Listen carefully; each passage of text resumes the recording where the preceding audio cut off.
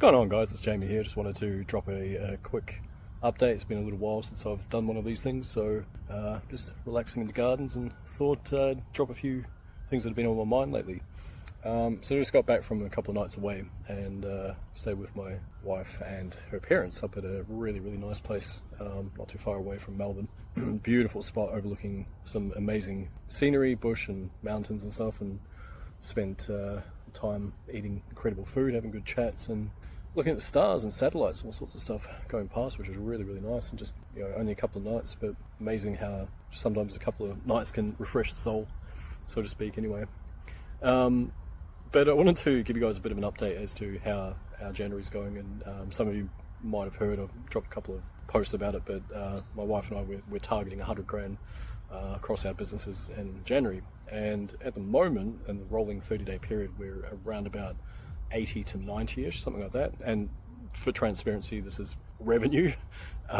We operate, I guess, effectively 4 different businesses.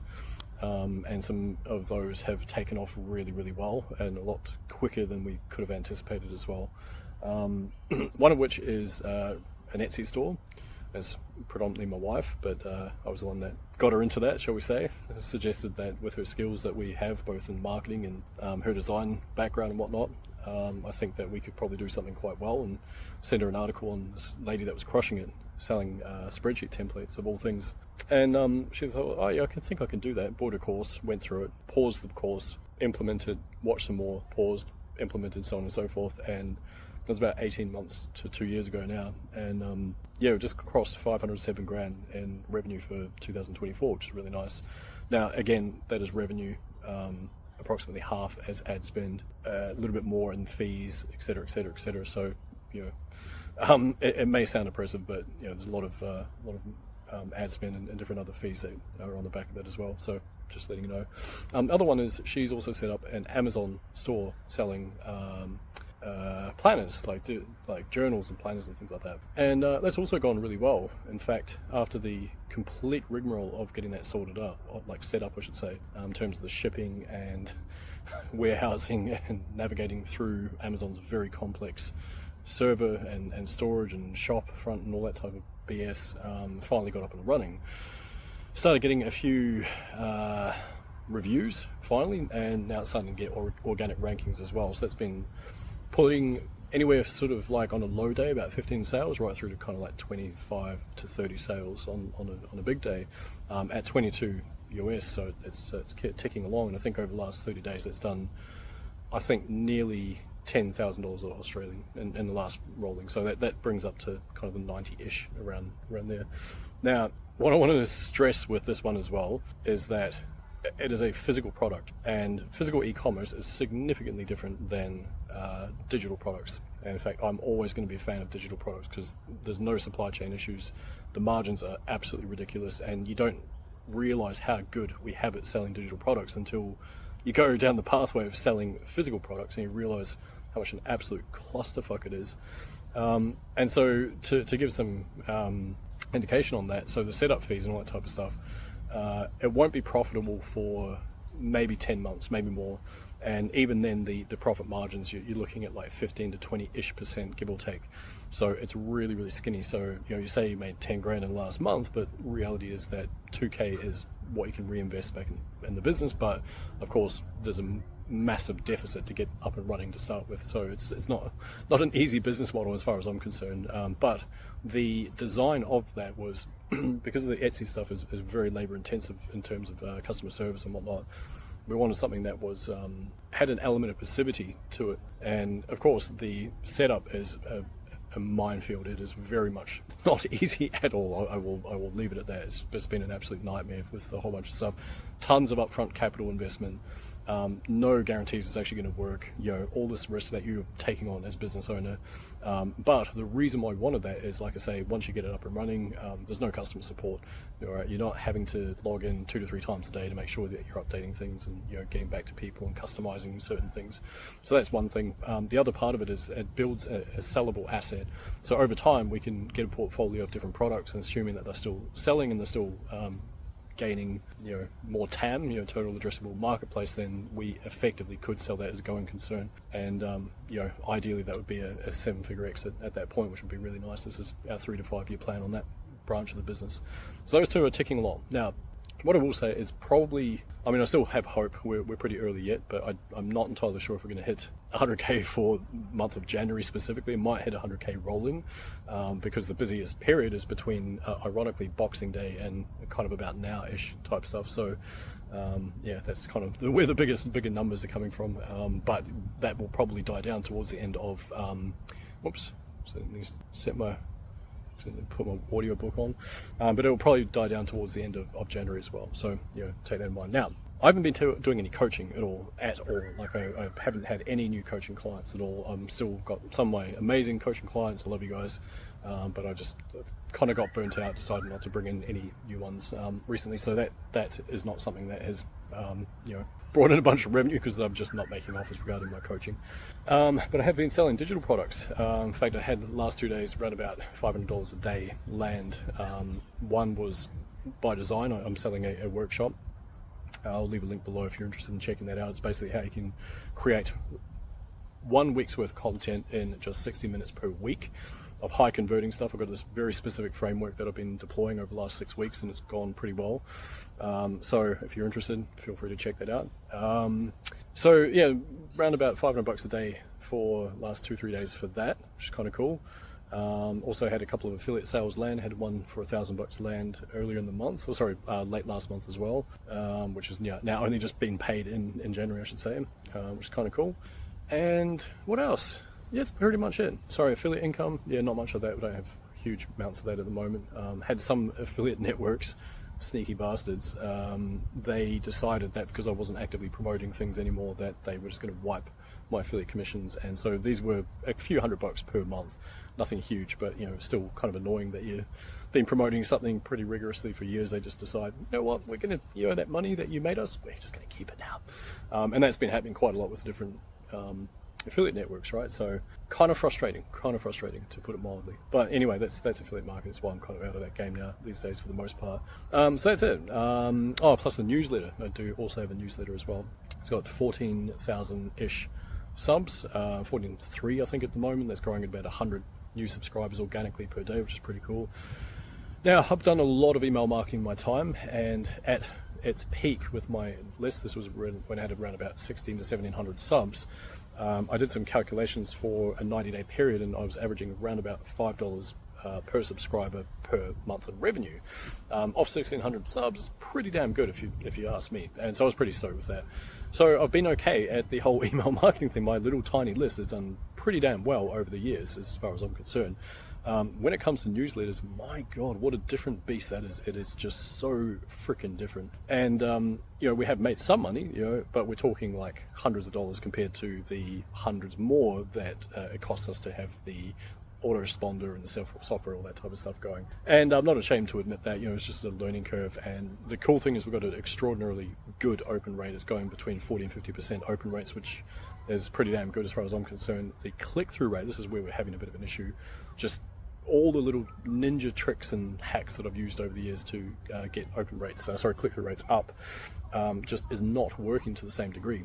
And can't quite figure that one out. So I've hired a new mentor. This guy has been involved in newsletters where they've gone on to sell for 27 mil, another one sold for like 80 mil, something like that. So the guy knows what he's talking about, and he runs an agency on growing newsletters, things like that. So I'm going to go and pick off parts of his brain and eat it, and then I'll have his knowledge. That's how that works, right? No, kidding. You know what I mean. Basically, I'm going to go and absorb the stuff through osmosis and blow up this newsletter and start monetizing that, and that'll be yet another income stream once I figure out how to get it profitable. Stupid bloody thing. So yeah, 90, we're pretty stoked with that. And like I say, revenue, we're in the hole massively with the Amazon stuff. That's going to take a long time to come good, through all the turbulence, through all the issues that we're experiencing with that along the way. Etsy's going pretty well, but again, that is revenue, not net profit. And then there's taxes and all that sort of shit off the back of that as well. So it sounds good on paper, but the reality is something quite different. But never let that defeat marketers speak. you know, because if I didn't say all that and I just said, oh, you're 90 grand revenue, like, you know, that's what most marketers do, but it's kind of not really the reality. So yeah, like I say, it seems good on paper, but it's the reality is something different. But anyway, where I was going with all this stuff, somewhat of a paradox actually, funnily enough, is when I was going through this kind of weird season of my life and chapter of my business and stuff last year, I was like, fuck, I need a fucking coaching client. I'm going to start selling one-on-one. I'm going to sell one-on-ones for like 20 grand. I'm going to do 10 grand, blah, blah. And all I need is a couple of those per month. And, you know, I'm back up to where I was. Because I just burnt myself out. I couldn't face the idea of doing what I was doing in the same way. And I will still throw this out there and say that if you are a brand new coach / high ticket marketer, relationship building in the DMs and hopping on calls, all that sort of shit, it is going to be the fastest way for you to go get clients. I will argue black and blue with that. From my experience, and, you know, if some other marketer drops in and goes, well, I've got this really easy way, you don't need to do anything, blah blah, then fine, let's take that argument offline and we'll have a debate. I'm happy to be wrong if we can prove that is the case.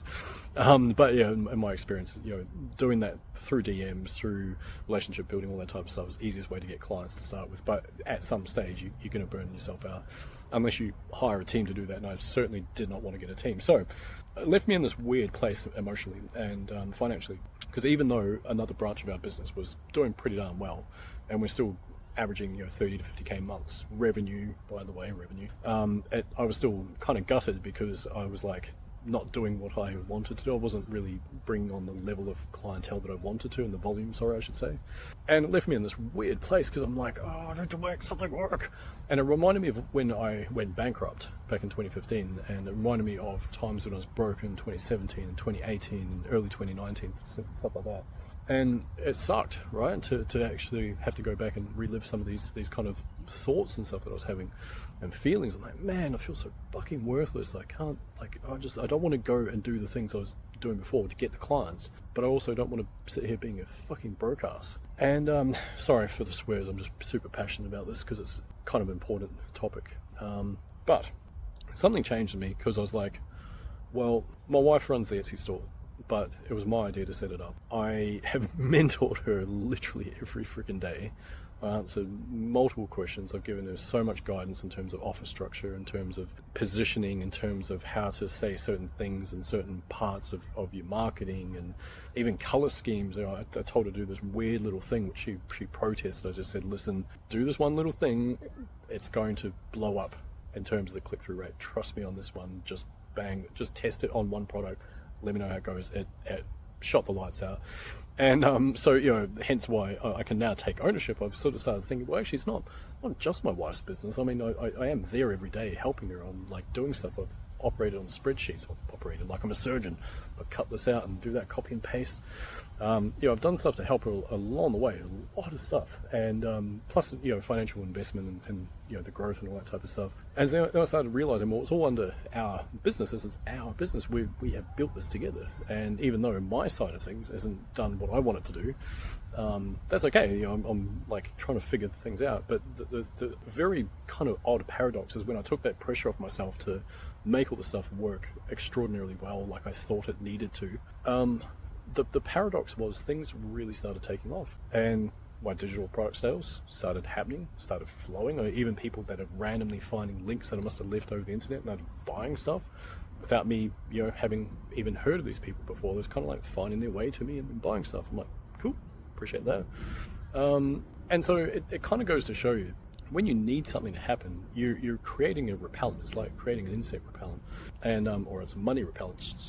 And the problem with that is, if you want the money, but then you're scared of not having it, so then you repel it, then you're not going to get the freaking thing, right? Because you're fulfilling your own kind of created destiny, so to speak.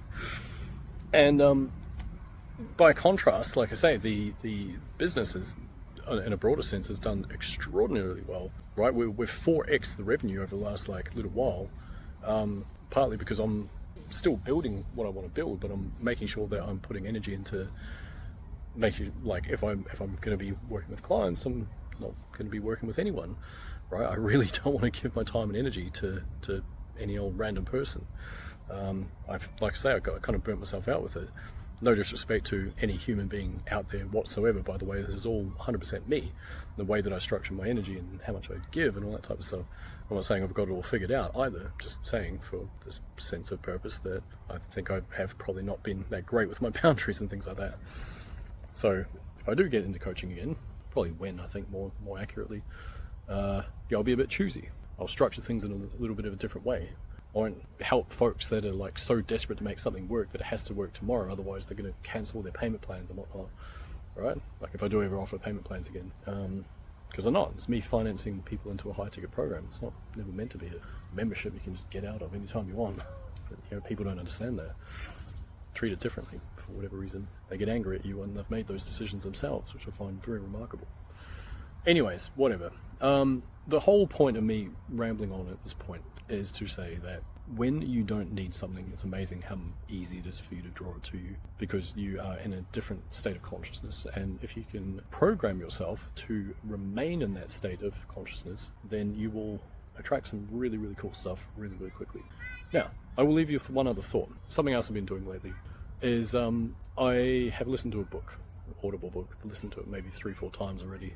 It's called The Magician's Way by William Whitecloud. It was a recommendation from my mum, and bless your mum, love you. And basically one of the things he talks about is among other things, but the one lesson I wanted to drop here is that such a simple thing, right? But quite often we are aiming towards something. So let's say it's like 10 grand per month, 20 grand per month, or awards or whatever it is, right? I want to hit my next 2 Comma Club award or whatever.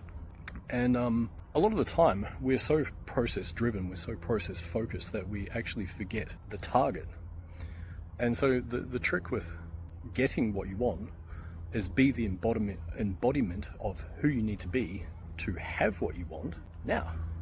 And if you can bring that closer to you whilst focusing on what you want and accepting that might not happen at the pace that you want it to happen, it might not happen in the way that you want it to happen, because you can't necessarily control the process the entire way. It has a funny way of showing up. And so that's my advice. Just keep your eyes on the end target. And every time you waver, it's completely cool. Don't beat yourself up. Reassert yourself, refocus yourself on what you want and head in that direction. And let go of needing it to be right, and let go of like it being wrong, and let go of whether you're gonna hit it or not. Who cares? Just try. But wrap love and happiness and joy around the idea of the target and embody that into who you are now, and you'll be surprised at how quickly it tends to show up. That's my little random words of wisdom for this lovely evening. Anyway, on that note, I'm going to skedaddle, which means take off, and hope you guys have a good one. Let me know your thoughts below. I'd love to hear what your thoughts are on all this. Is this making sense? Are these types of videos helpful? Let me know. Alright guys, have a good one.